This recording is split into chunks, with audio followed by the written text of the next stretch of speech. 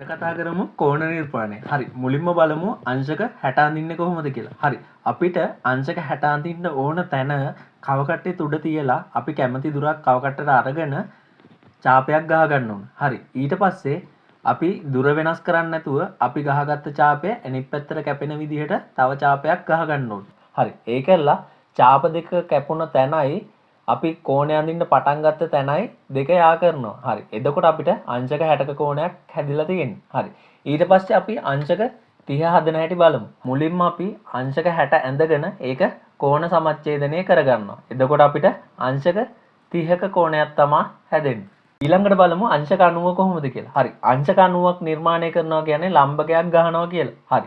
ඒ කියන්නේ අපිට දීලා තියෙන ලක්ෂයට ලම්බකය ගැව්වනම් වැඩේ හරි.